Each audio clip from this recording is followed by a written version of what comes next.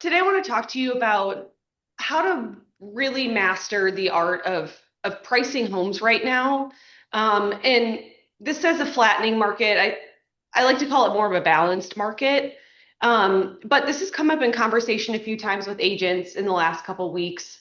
When they go into listing presentations, how to make sure that the sellers are realistic about what their house is worth.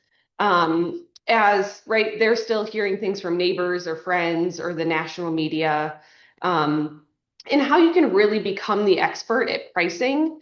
And really quick, Rascow is doing those free designation classes this year, and they're having one, I think it's in September, on pricing specifically. So if this is something that you want to take advantage of and become, better at or more well-versed or educated, I encourage you to sign up for that. But here's what the data is telling us. Prices are down just a tick from last year, but closings are up. And we've talked about this a few times in the last couple weeks on how the houses that are still selling for close to or at listing price are the ones that are priced correctly. And so I think it's important to realize that, right, the market is still growing, it's still stable. It's definitely not a crash, but what we're seeing is a correction. As you guys know and lived through the market of the early 2020s, there was an exceptionally high level of appreciation. And we knew that that wasn't sustainable forever. And so what we're seeing now is what we expected to see is the market is normalizing, but there's this gap between what sellers are still expecting and what the market is doing. And most sellers don't know the difference. And so, right, again, inventory is still rising, but it's historically lean. We're still short a bunch of houses. So buyers are still active. Again, this is why it's more of a balanced market, but buyers are active on the houses that are priced correctly. And here's where the problem is, right? The seller's psychology is still stuck in 2021 when they think their house is worth $100,000 more than it actually is because their neighbor's house sold for X, right? So they expect the same or more regardless of conditions. The sellers are seeing the shiny piece of the puzzle, right? But they're not seeing the actual market. Sellers have also heard all the hype for the last couple of years. We're in a seller's market. It's a really good time to sell your house. And so being stuck in that seller's market mindset is deeply embedded in what they're expecting when you come into your listing presentation. They're also hearing all this stuff on the news, right? The national media is saying, oh, prices are down, prices are falling. And so depending on their personality, they're either in a total panic or they dig in and think, I've got to sell my house right now when it's still worth a boatload of money. And there's a prime example of exactly what I'm talking about, right? A seller walks in looking for an agent, thinking about downsizing. He's going to want to know what his house is worth, right? He might be stuck in that mindset of, I've got to sell now while the market's still hot to get the most for my money. But going back to the blame game, right? This is where agents get stuck. If the seller's house doesn't sell at the fictional number they have in their head, it's not their fault for being unrealistic. It's your fault for not being able to sell it above market value. And so if you allow them to choose their own listing price, right, your credibility as an agent is on the line. And so here's your job, right? You need to separate their emotion or whatever their mindset is from what the actual data is and become the most credible person in the room, right? They're hiring you because you're a professional expert agent, and you need to take control of that and make sure that you prove to them why you are the agent that they need to hire.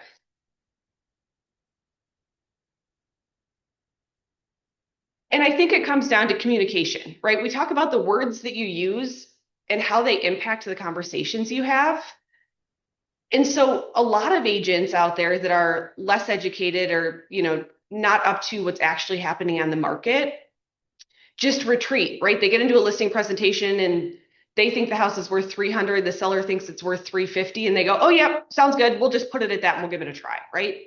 They retreat because they don't know how to back up their data with actual facts.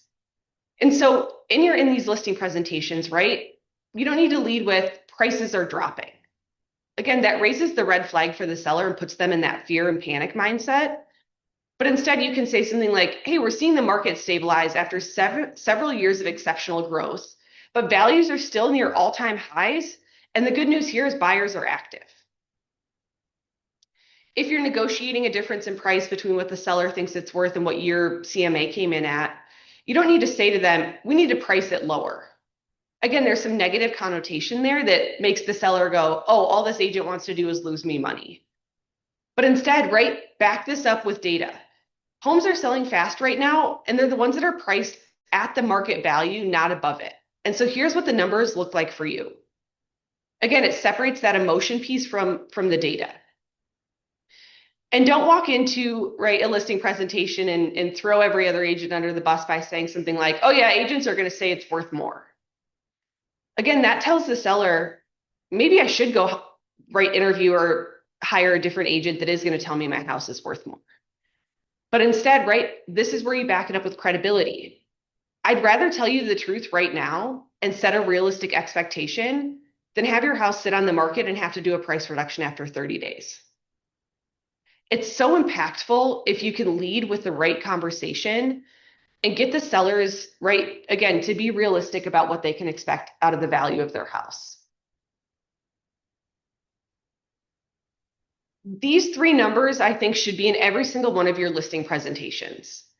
You can walk them through these three scenarios and tell the seller, I can get you any three of these outcomes, but let's decide which one fits your goals. We know that some sellers are willing to sit on their house for 6 months to get a higher price. We know some other sellers are in situations where they need to sell quickly and make sure that they get a decent return. But give them these three numbers, The first one, here's what your house is actually worth. This is based on recent relevant comps in your neighborhood, and I think this is what the market value of your house is right now. Here's the high price, Here's what it takes to sit.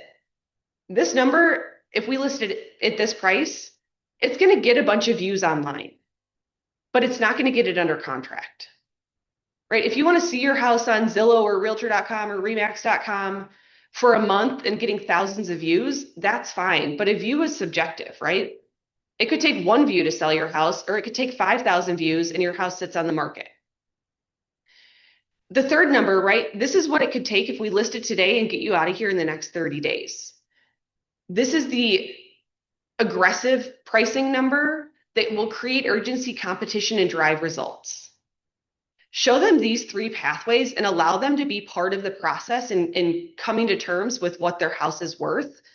Because now you're not just telling them a number, but you're allowing them to wrap their head around why that number makes the most sense for whatever situation they're in.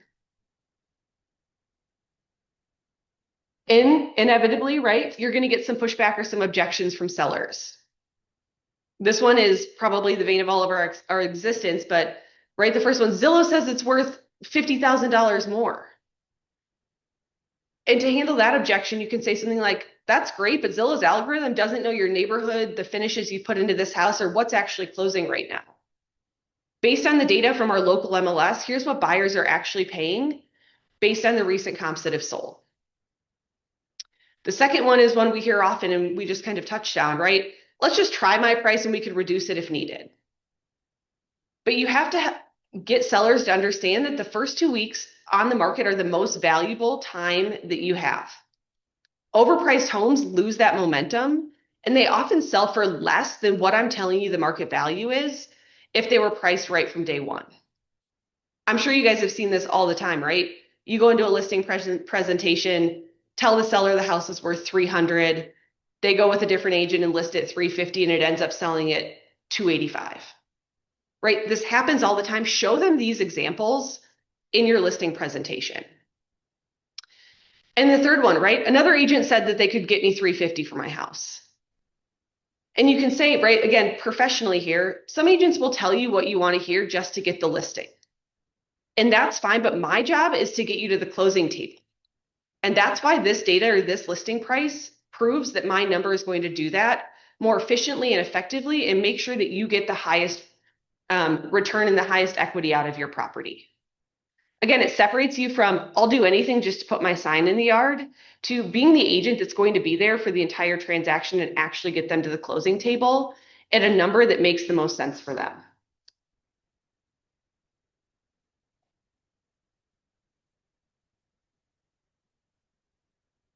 And again, right, as much as we try our best to get things right 100% of the time from the beginning, there are going to be listings that you have to do price reductions on.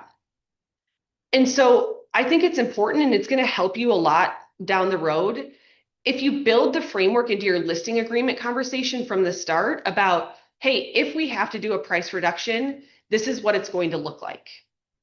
So there's no surprises, there's no difficult conversations you have to have because everybody has the same expectation up front. So you set the expectations at your listing presentation and when your listing goes live. We're going to monitor this at day 10 or day 14, and then we're going to choose a path forward together. And you can show them the costs of what happens when a house sits on the market, right? Their additional carrying costs. Throw in, right, prorated taxes. Some things agent or sellers don't think about. The longer it sits, that's one more month of property taxes and utilities and mortgage payments. Show them the emotional effect of what buyers are thinking when they see a house sit on the market. It's that eroding market perception. And show them that all of the buyers that should have been competing for your house if it was priced correctly have now moved on to other houses that were priced correctly because yours was overpriced. Again, get them to understand the holistic journey that their house or property is going to go through if, right, you price it at market value or you overprice it from the beginning.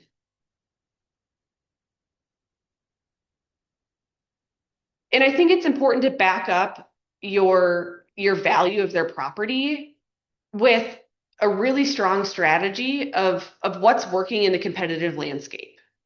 So even if prices are up or down or flat, these things work every single time, right? You've got to start with that strategic pricing.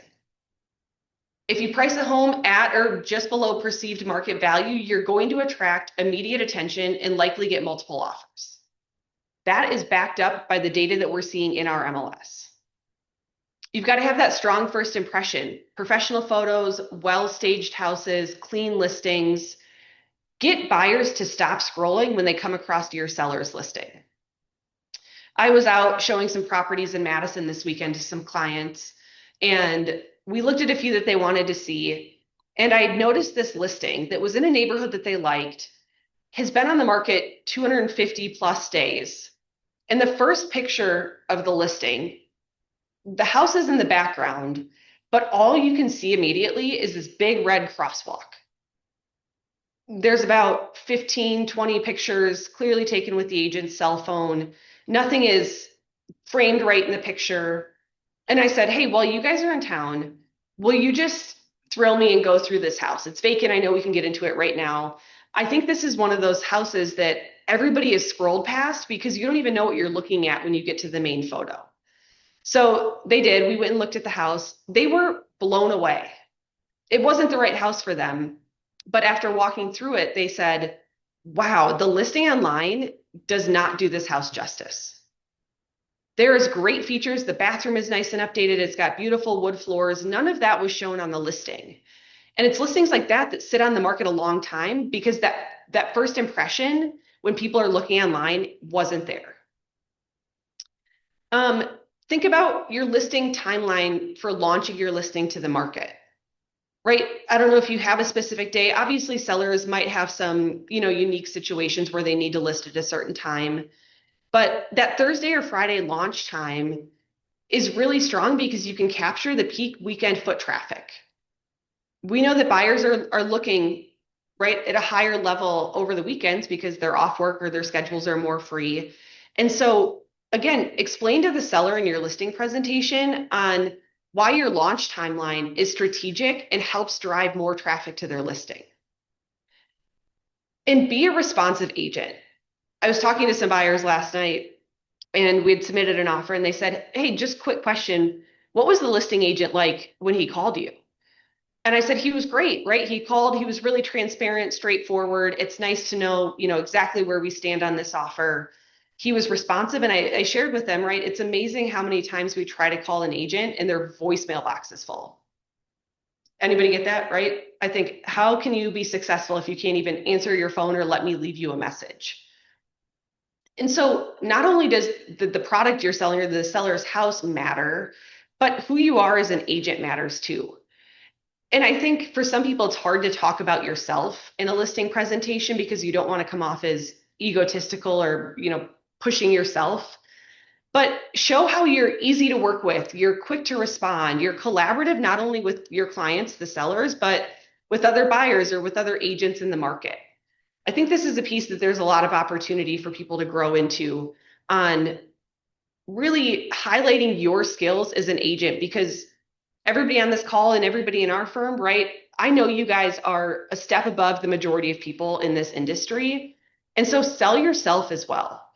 And share why your experience as an agent and your experience in other houses that you have sold translates to this seller's property.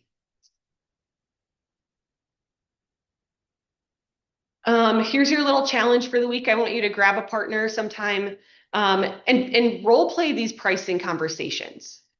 Again, these are the same things that are going to come up over and over again. And so the more you can practice this, it's going to come off as more natural and not scripted when you're in an actual listing presentation. But go through these three scenarios, right? The seller wants 30,000 over what your value is and believes that that number is a non-negotiable. Practice that scenario and figure out how you're going to get them through that objection and into an agreement on what your price is. The second scenario, right? Oh, my neighbor's house sold for more in 2022, and I'm not really sure the market has changed that much. Use the data from the MLS to back up your pricing strategy on this and get them to understand that the market has changed and here's how it's affected the value of their property. The third scenario, right? The seller tells you, hey, I'm interviewing a few different agents. And the other agent I talked to yesterday said they can get me $50,000 more, right? Learn how to communicate through that scenario so you can, right, set yourself up as the expert, bring the seller along to the right price and help them understand why overpricing a house is not the right strategy. And so here's your key takeaways for today, right? Flattening prices doesn't mean falling. The sky is not crashing, the market's not crashing. But know the difference between falling prices and stabilizing or balanced prices and be able to teach it confidently to every seller or client that you meet. Master that first conversation, right? Walk in with confidence, understand the data, and lead with credibility from the moment that you get to your listing presentation. I need you to understand that overpriced listings don't only hurt the seller, but they hurt your brand, right? Stale listings reflect on you as much as they do on the seller. And so protect your reputation at all cost, right? Don't be known in the market as the agent that will put whatever price on a listing just to get their sign in the yard. Build your reputation around being the expert agent that gets sellers' houses sold at or near listing price or over every single time. Also understand that the price reductions are preventable, right?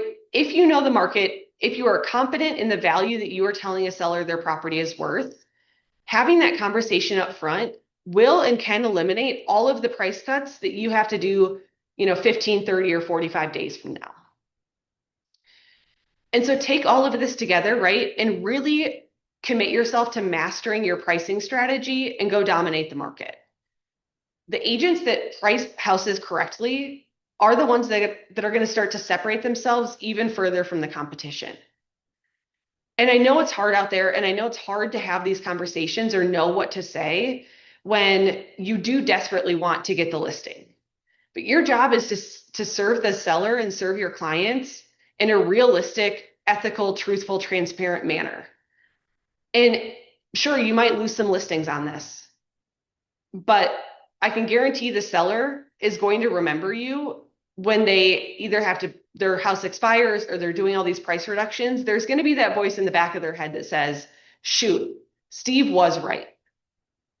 And I think that's something you guys can hang your hat on. Even if you don't get the listing, know that you're going in, understanding the market, understanding pricing, and understanding how to communicate all of this to sellers to give them realistic expectations of what their property is worth.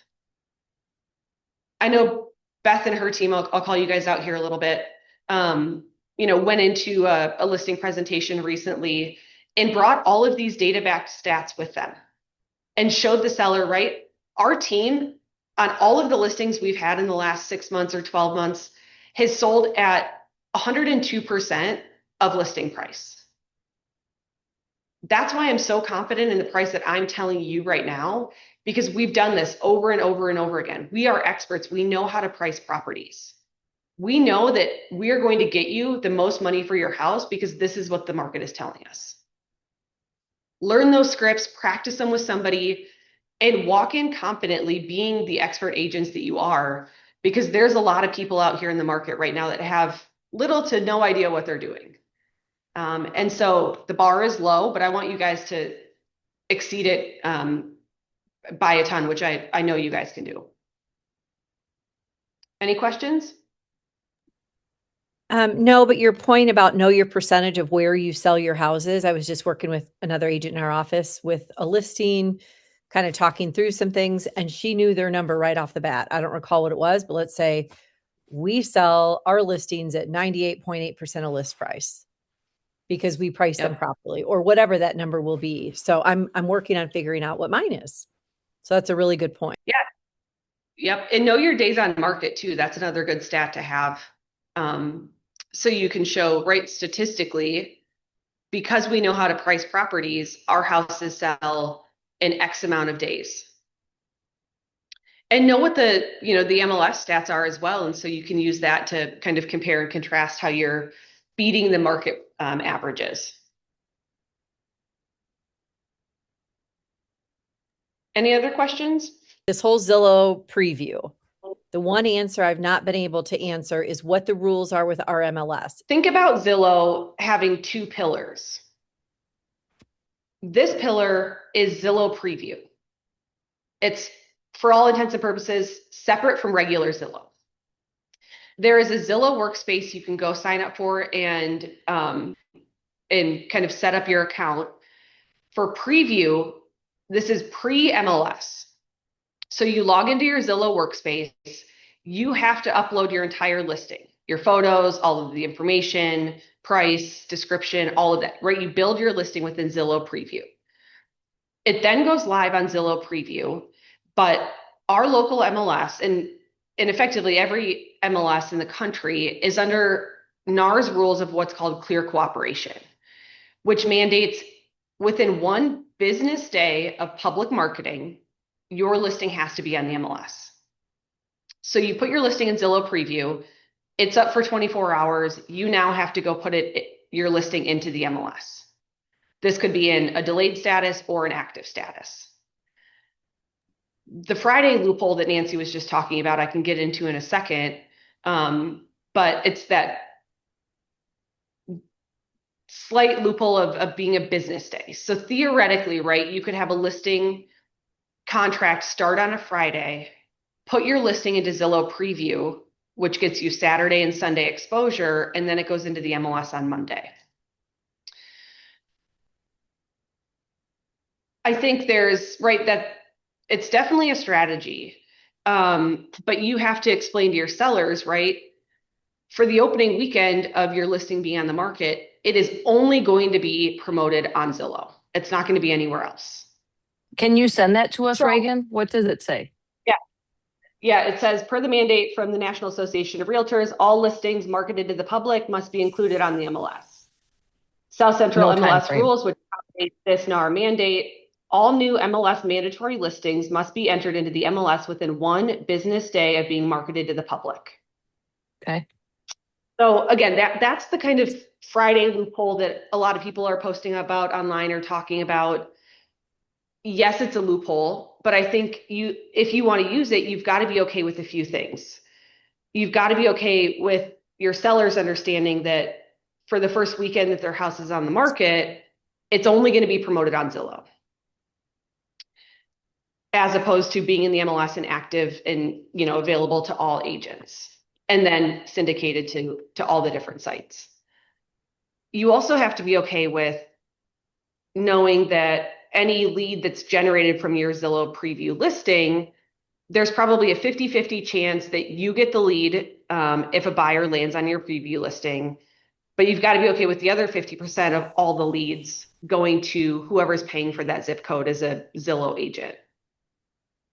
So we can have more in-depth conversations about this and kind of strategize together. So that's Zillow preview, right? That's this column. The other column is regular Zillow, as we all know it. Regular Zillow pulls everything from an IDX feed from our MLS. So when you put something into the MLS, whether you put it in delayed or active, it's going to push out to Zillow. We at the MLS just made a rule change last month to syndicate all delayed listings to IDX feeds. So your delayed listing will be shown on Zillow, right? But it's going to be shown on regular Zillow over here, not on preview. Has nothing to do with preview. Wait, but we can turn that off, right? The IDX on delayed.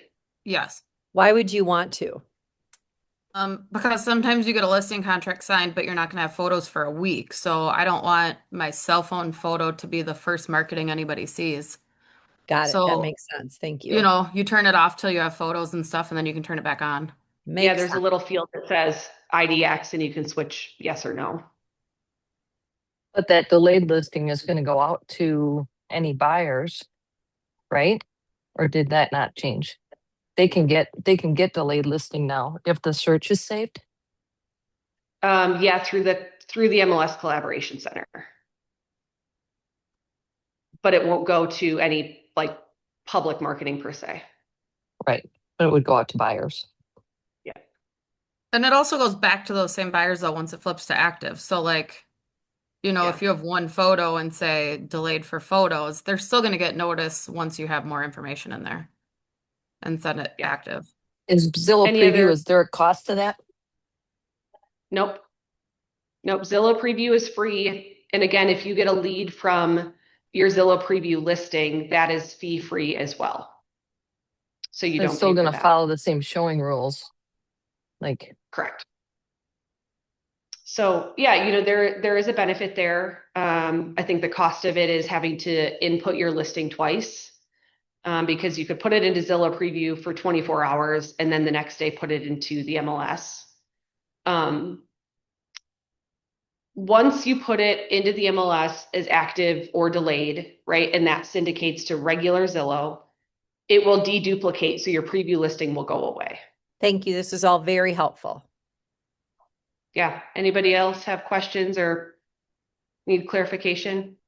Alrighty, we're going to get an email out to everybody today, just kind of outlining what I just breezed through. So if you have any questions on it or need help when you set up your account or whatever that looks like, feel free to reach out to me and I'm happy to walk you through it. Thank you. Alrighty, you guys have a great day and we will chat with you soon.